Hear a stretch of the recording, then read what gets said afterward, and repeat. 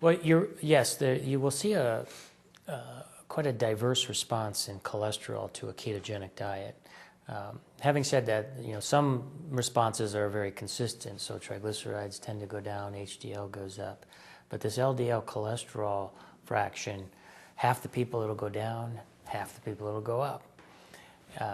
Now in about 15 or 20% of people, it doesn't just go up, it goes up considerably, maybe 50 points, 50 milligrams per deciliter or more.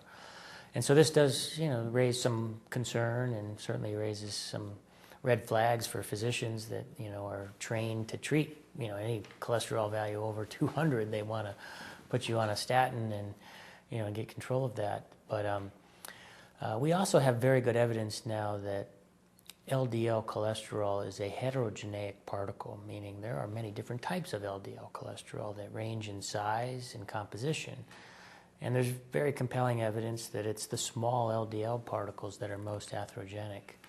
And so even if your cholesterol goes up on a ketogenic diet, it's very likely that the small LDL particles, the more dangerous ones, actually stay the same or go down. And the fluffier, more buoyant LDL particles increase. And those seem to be completely benign. They're not associated with the same degree of risk for heart disease. So if you are one of those, let's call them hyper responders in terms of cholesterol, it's still, at least from my perspective, there is, as long as this particle distribution changes in the way that it almost always does, which is the particles get bigger, that this is not a increased risk for heart disease. But I will, throw the caveat out there that we don't have the long-term data to say for sure that this has no impact on morbidity or mortality. That would require studying people for decades to be able to answer that.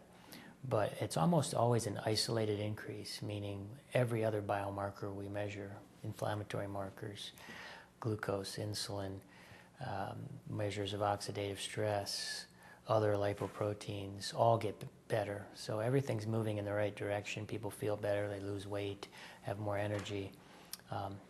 So it's hard to imagine you're having an increased risk here, but we do need to study this and understand it a bit more and invest in these longer term studies to know for sure, because we don't have all the answers.